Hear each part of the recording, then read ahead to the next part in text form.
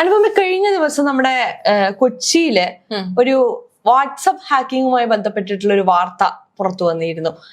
ഒരു ഫ്ലാറ്റ് സമുച്ചയത്തിന് WhatsApp group ഉണ്ടാക്കുന്നതിന്റെ തിരക്കുകൾക്കിടയിൽ ഫോണിലേക്ക് ഒരു OTP വരികയും ആ OTP ഫ്രണ്ടാണെന്ന് പറയുന്ന ഒരാൾക്ക് അയച്ചു കൊടുത്തതിന്റെ പേരിൽ അയാളെ വാട്സപ്പ് ഹാക്ക് ചെയ്യപ്പെടുകയും ചെയ്തു. എന്നിട്ട് ഇതേ വാട്സപ്പിൽ നിന്ന് ഒരു ബാങ്കിലുള്ള ഉദ്യോഗസ്ഥനോട് 10,000 രൂപ ചോദിച്ചൊരു മെസ്സേജ് അയക്കുക. ആ മെസ്സേജിനോട് സംശയം തോന്നിയത് കൊണ്ട് അദ്ദേഹം അത് ഇയാളെ അറിയിക്കുകയും പിന്നീട് മെറ്റയെ കോണ്ടാക്ട് ചെയ്തിട്ട് പോലും ആ വാട്സപ്പ് ഹാക്ക് ചെയ്തത് നമുക്ക് വീണ്ടെടുക്കാൻ സാധിക്കാത്തൊരവസ്ഥ വരിക. ഈ ഹാക്കിംഗ് എന്ന് പറയുന്നത് ഇന്നും ഒരു ത്രെറ്റ് ആണ് നമ്മുടെ സൊസൈറ്റിയെ സംബന്ധിച്ചിടത്തോളം. പക്ഷെ എത്ര വർഷങ്ങൾ നീണ്ടിനും ഹാക്കിങ്ങിന്റെ രീതികളോ അല്ലെങ്കിൽ ഹാക്കിങ്ങിൽ നിന്ന് മുക്തമാകാനോ നമുക്ക് സാധിക്കുന്നില്ല. അത് ശരിക്കും പറഞ്ഞ ഒരു പരാജയമല്ലേ? പരാജയമാണ്. നമ്മള് ഈ ഫോണുകൾ അല്ലെങ്കിൽ സ്മാർട്ട് ഫോണുകൾ വന്നത് മുതൽ കേൾക്കുന്ന ഒരു കാര്യമാണ്. ആളുകൾ എന്തെങ്കിലും മെസ്സേജ് ചോദിച്ച് വിളിക്കും. എന്റെയൊക്കെ പാരന്റ്സ് എൻ്റെ അടുത്ത് പറയുന്നത് ഞാൻ ഇപ്പോഴും കേട്ടിട്ടുണ്ട്. ആധാർ നമ്പർ ചോദിച്ച് വിളിക്കും, അല്ലെങ്കിൽ OTP വന്നിട്ടുണ്ട് അത് പറഞ്ഞു തരുമോ എന്ന് ചോദിച്ച് വിളിക്കും. അങ്ങനെയൊന്നും ചെയ്യരുത്, പറഞ്ഞു കൊടുക്കരുത്, അറിയാത്ത നമ്പറിന് കോൾ വന്നാലൊക്കെ. അപ്പൊ അത് ഒരുപാട് വർഷങ്ങൾക്ക് മുൻപേ തന്നെ ഈ ഒരു സമ്പ്രദായം ഉണ്ട്. ഇപ്പോഴും അതിന്റെ രീതികളിൽ പോലും മാറ്റം വന്നില്ല എന്നുള്ളതാണ് ഒന്നാമത്തെ പ്രസക്തമായ കാര്യം. രണ്ടാമത്തെ പ്രസക്തമായ കാര്യം എന്ന് പറഞ്ഞു കഴിഞ്ഞാൽ അന്നും ഇതിൽ ആളുകൾ വീണുകൊണ്ടിരുന്നിരുന്നു ഈ ചതിക്കുഴിയിൽ, ഇന്നും ആളുകൾ വീഴുന്നുണ്ട് എന്നുള്ളതാണ്. വളരെ ദയനീയമായ ഒരു കാര്യമാണ്.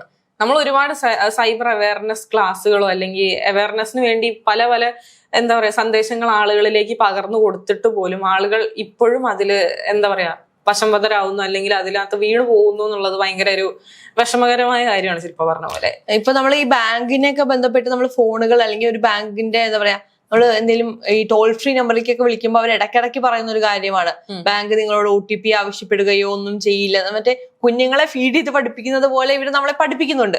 പക്ഷെ അവിടെയും നമ്മൾ ഒരു പോയിന്റ് ഒരാൾ വിളിച്ചിട്ട് പറയണം, ഓക്കെ നിങ്ങളുടെ ബാങ്കിലേക്ക് ചൈനയുടെ എന്താ പറയാ രാജാവ് ഇത്ര രൂപ എന്തിന്റെ ഭാഗമായി അയച്ചിട്ടുണ്ട്, അത് നിങ്ങൾക്ക് കിട്ടണമെങ്കിൽ ഇത്ര രൂപ അടക്കണം. ഈ OTP പറഞ്ഞതിന് പറയുമ്പോ ഇനി അഥവാ മറ്റേ ബിരിയാണി കൊടുത്താലോ എന്നുള്ള പ്രതീക്ഷയിൽ അത് കൊടുക്കുകയാണ്. നമ്മുടെയൊക്കെ ഫോണുകളിലേക്ക് ഞാൻ മനസ്സിലാക്കുന്നത് ഇടയ്ക്കിടയ്ക്ക് മെസ്സേജ് വരാറുണ്ട്. എന്താണ് ഈ ലോട്ടറി അടിച്ചു, അല്ലാതെ എന്താണ് ടെലികോം ഡിപ്പാർട്ട്മെന്റിന്റെ ഞങ്ങൾ മുൻകൈ എടുത്തുകൊണ്ട് യാതൊരുവിധ മെസ്സേജ് അയക്കുക ചോദിക്കുക അല്ലെങ്കിൽ അങ്ങനെ ഒന്നും വരില്ല. ഇന്റർനാഷണൽ കോളുകൾ വന്നു കഴിഞ്ഞാൽ അതിൽ ഞങ്ങൾക്ക് ഉത്തരവാദിത്തം ഇല്ല, നിങ്ങൾ അത് എടുക്കരുത് എന്നൊക്കെ പറഞ്ഞുള്ള മെസ്സേജുകൾ തുടരെ വരുന്നുണ്ട്. പക്ഷെ സ്റ്റിൽ ആളുകൾ, ഞാൻ മനസ്സിലാക്കുന്നത് ആളുകൾക്ക് ഈ ഒരു ധനത്തോടുള്ള മോഹം കൊണ്ടാണ്.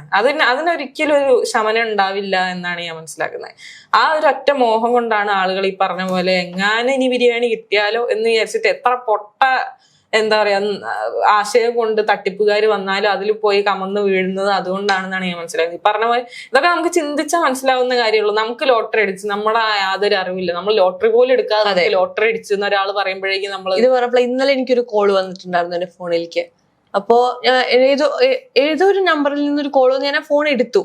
അപ്പൊ അവരെന്നോട് പറഞ്ഞു എന്റെ ഒരു കൊറിയർ, ഞാൻ അയച്ച ഒരു കൊറിയർ ആരും സ്വീകരിക്കാത്തതിനെ തുടർന്ന് അത് റിട്ടേൺ ആവാന്ന് ഹിന്ദിയിലാണ് അവർ പറയുന്നത്. എനിക്കാണെങ്കിൽ ഹിന്ദി കൃത്യമായിട്ട് അറിയില്ല. ഹിന്ദിയിൽ അത്രത്തോളം എനിക്ക് മനസ്സിലാകുമെന്നല്ലാതെ തിരിച്ചു പറയാനുള്ള ശേഷി എനിക്കില്ല. അപ്പൊ ഞാൻ ഇംഗ്ലീഷിൽ അവരോട് മറുപടി വെച്ചു. അപ്പൊ അവർ പറയുന്നത് മുംബൈയിൽ നിന്ന് ഞാൻ ചൈനയിലേക്ക് അയച്ച ഒരു കൊറിയർ ചൈനയിൽ ആരും സ്വീകരിക്കാത്തതിനെ തുടർന്ന് അവർക്ക് റിട്ടേൺ വരുന്നുണ്ട്. അപ്പൊ ഞാൻ അയാളോട് പറഞ്ഞു, ഒന്നാമത് എനിക്ക് ചൈനയിൽ ആരുമില്ല എന്തെങ്കിലും അയക്കണം എന്നുണ്ടെങ്കിൽ, രണ്ടാമത് ഞാൻ കൊച്ചിയിലാണ്, മുംബൈയിൽ നിന്ന് അയക്കാൻ ഞാൻ മുംബൈയിലില്ല. അപ്പൊ ഇവരെന്നോട് ഇങ്ങോട്ട് പറയണോ എന്നാ മാമിന്റെ ഫോൺ നമ്പർ ആധാർ നമ്പർ എല്ലാം കൊടുത്തിട്ട് ആരോ ഇവിടെ നിന്ന് ഒരു കൊറിയർ അയച്ചിട്ടുണ്ട്. പിന്നെ പറഞ്ഞു എന്തായാലും ഞാൻ അയച്ചതല്ല എന്നുകൊണ്ട് ഞാൻ ആ ഫോൺ കട്ട് ചെയ്തു. കാരണം പക്ഷെ അയാൾ ആ ഫോൺ കട്ട് ചെയ്യാൻ തയ്യാറല്ല. എനിക്കൊരു പ്രശ്നമില്ലെങ്കിൽ ടെലികോളർക്ക് എന്തിനാണ് പ്രശ്നം? അപ്പൊ ഞാനത് ഫോൺ കട്ട് ചെയ്തു. പിന്നീട് ഇവർക്ക് ഈ പ്രശ്നം ഉണ്ടായിട്ടില്ല, പിന്നെ ഇവരെന്നെ വിളിച്ചിട്ടുമില്ല. അപ്പൊ ഇത്തരത്തിൽ എന്താ പറയാ, ഇതിപ്പോ ഞാനായതുകൊണ്ട് എനിക്ക് ഓക്കെ ഇത് എന്തെങ്കിലും ക്രൈം ആയിരിക്കാം, അതല്ലെങ്കിൽ ഇങ്ങനെ വെറുതെ വിളിക്കുന്ന ഒരു സ്പാം കോൾ ആയിരിക്കാം എന്ന് ഞാൻ അതിനെ മനസ്സിലാക്കിയാണ് ഞാൻ അതിനെ അവോയ്ഡ് ചെയ്തത്. ഇത് നേരെ മറിച്ച് നമ്മുടെ വീട്ടിലുള്ള അച്ഛനോ അമ്മയ്ക്കോ അല്ലെങ്കിൽ അങ്ങനെ ആർക്കെങ്കിലും ആണ് ഈ കോള് വരുന്നതെന്ന് വെച്ച് കഴിഞ്ഞാൽ അവർ എത്രത്തോളം ടെൻഷൻ അഡ്വാൻസ്ഡ് അല്ലാത്ത ആളുകളെ ചൂഷണം ചെയ്യുന്ന പോലെയാണ് അത്.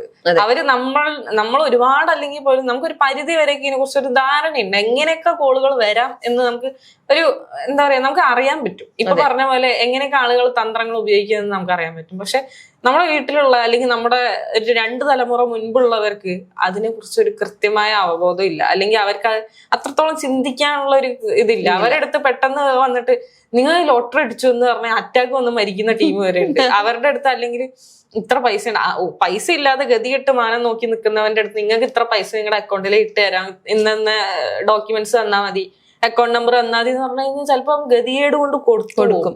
ശരിയാണ്. പിന്നെ വേറൊരു കാര്യം, ഇപ്പൊ ഞാനിപ്പോ ഈ പറഞ്ഞ കൊച്ചിയിലെ കേസുമായി ബന്ധപ്പെട്ടിട്ടുള്ള ഒരു കാര്യം നോക്കുകയാണെങ്കിൽ, അത് ഈ വാട്സപ്പ് ഹാക്ക് ചെയ്യപ്പെട്ട് കഴിഞ്ഞതിന് ശേഷം ഈ വാട്സപ്പിൽ നിന്ന് ഒരുപാട് പേർക്ക് മെസ്സേജുകൾ കൊണ്ട് ഈ വാട്സപ്പിലുള്ള ഡീറ്റെയിൽസ് എല്ലാം ഈ ഹാക്കേഴ്സിന് ആക്സസിബിൾ ആണ് പിന്നീട്. അപ്പൊ നമ്മുടെ ഈ വാട്സപ്പിൽ ഇപ്പൊ എന്റെ വാട്സപ്പ് ഹാക്ക് ചെയ്യപ്പെടുകയാണ്, അപ്പൊ ഞാൻ അനുപമേനെ അത് അറിയിക്കണം എനിക്ക്. അപ്പൊ ഞാൻ അനുപമയ്ക്ക് മെസ്സേജ് അയക്കണം, അനുപമ വാട്സപ്പ് ഹാക്ഡ് ആണ് എന്ന് പറഞ്ഞ് ഞാൻ മെസ്സേജ് അയച്ചു. പക്ഷെ അവരത് ഡിലീറ്റ് ചെയ്യും. പിന്നെ എനിക്കത് അനുപമേനെ അറിയിക്കാൻ വേറൊരു വഴി ഉണ്ടാവില്ല എന്നുള്ളതാണ്. അല്ലാതായിപ്പോ ഒരു സ്റ്റാറ്റസ് ഇട്ട്, പൊതുവെ നമ്മൾ ചെയ്യുന്ന ഇപ്പൊ ഇൻസ്റ്റാഗ്രാം ഒക്കെ ഹാക്ക് ചെയ്യപ്പെടുന്ന സ്റ്റാറ്റസ് ഇടും ഹാക്ഡ് ആണ്.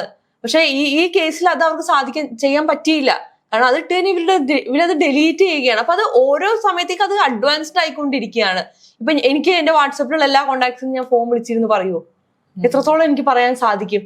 എന്റെ ഫോണിലിപ്പോ നമ്മളിപ്പോ മീഡിയയുമായി ബന്ധപ്പെട്ട് നിൽക്കുന്നവരാണ്, പ്രോഗ്രാംസ് കോർഡിനേറ്റ് ചെയ്യുന്നവരാണ്.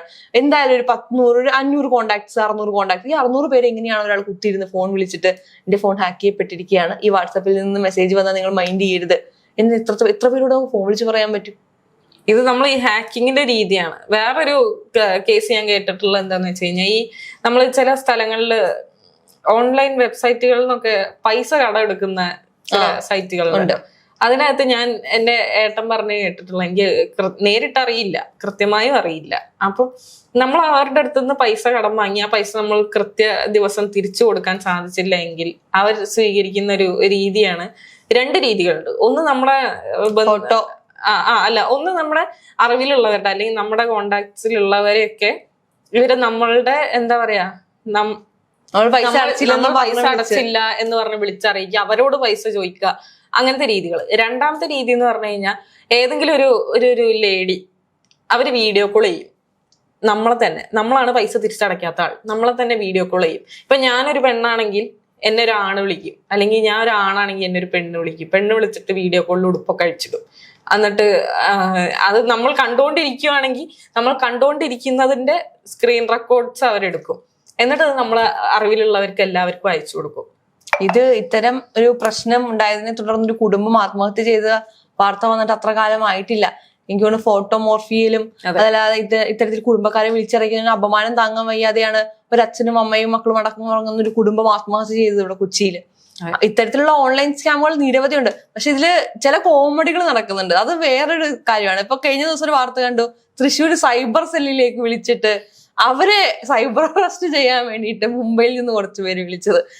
മുംബൈ പോലീസാണ് എന്ന് പറഞ്ഞിട്ട് തൃശ്ശൂർ സൈബർ സെല്ലിൽ SIനെ വിളിച്ചിരിക്കുകയാണ്. പറ്റിച്ച് ജയിക്കുന്നവരെ ജയിക്കുന്നവര് എന്ന് വെച്ചാ ഒന്ന് ആലോചിച്ച് നോക്കൂ, ഒരു സൈബർ പോലീസ് ഓഫീസറെ വിളിച്ച് സൈബർ ക്രൈം നടത്താനുള്ള ഒരു ധൈര്യമാണ് ഞാൻ ആലോചിക്കുന്നത്. ബേസിക് എനിക്ക് മനസ്സിലാവുന്നത് ഇതിന്റെ ബാക്കിൽ ഇവർ അന്വേഷിക്കുന്നൊന്നുമില്ല, ഏതെങ്കിലും നമ്പർ കിട്ടിയാ ഓക്കെ എന്നാ വിളിക്കാം, ആ ഒരു രീതിയിലാണ് അവർ അതിനെ കോണ്ടാക്ട് ചെയ്യുന്നത്. എന്നിട്ട് ആ പോലീസുകാരന്റെ ആ ഫോണിന്റെ വീഡിയോ ഉണ്ട്, അദ്ദേഹം ചിരിച്ചിട്ടാണ് ഇരിക്കുന്നത്. ഓക്കെ, എന്നെ പറ്റിക്കാൻ വിളിച്ചതാണല്ലേ എന്ന് പറഞ്ഞാൽ പുള്ളി ചിരിച്ചിട്ട് ഇനി അത് പോട്ടെ, സൈബർ പോലീസിനെ വിടും. ഒരു തിരുവനന്തപുരത്ത് സൈബർ കാര്യങ്ങൾ പഠിക്കുന്ന ഒരു കുട്ടിയെ വിളിച്ച് സൈബർ അറസ്റ്റ് ചെയ്യാൻ വിളിച്ചവരെ ആ കുട്ടിയിൽ നോക്കുന്ന ഒരു വീഡിയോ നമ്മൾ കണ്ടതാണ്. ഇത്തരത്തിൽ മണ്ടന്മാരായ സൈബർ ഹാക്കേഴ്സും ഉണ്ട് എന്നുള്ളതാണ് മറ്റൊരു തലം ഇതിന്റെ എന്ന് തോന്നുന്നു.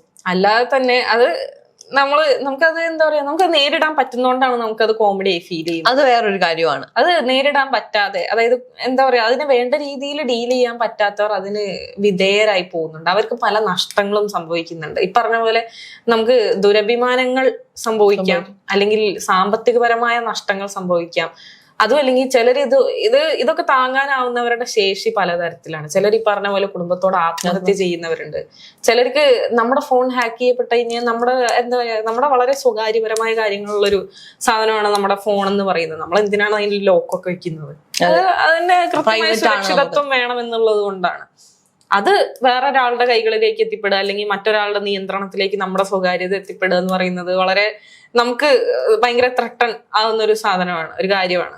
അപ്പം ഇത്തരത്തിലുള്ള ഹാക്കിങ്ങുകൾ ഇപ്പോ നമ്മൾ നാളുകൾ കഴിയും തോറും നമ്മുടെ ടെക്നിക്കുകൾ അല്ലെങ്കിൽ നമ്മുടെ എന്താ പറയാ ഈ സംവിധാനങ്ങൾ സാങ്കേതികത വർദ്ധിക്കുന്നുണ്ട് അല്ലെങ്കിൽ അത് മെച്ചപ്പെടുന്നുണ്ട് എന്ന് പറഞ്ഞാലും ഇതിന് ഹാക്കിങ്ങിന് യാതൊരു ശമനവും സംഭവിക്കുന്നില്ല. അതിന് വിധേയരാവുന്ന ആളുകളുടെ എണ്ണത്തിലും യാതൊരു കുറവും സംഭവിക്കുന്നില്ല എന്നുള്ളതാണ് നമുക്ക് ഏറ്റവും ശ്രദ്ധേയമായി വരുന്നൊരു കാര്യം എന്ന് പറയുന്നത്. എന്തായാലും ഇത്തരം മെസ്സേജുകളെയും ഈ OTP ചോദിച്ച് വിളിക്കുന്നവരെയും സൈബർ അറസ്റ്റ് ചെയ്യാൻ വിളിക്കുന്നവരെയൊക്കെ ശ്രദ്ധിക്കുക എന്ന് മാത്രമാണ് പറയാനുള്ളത്.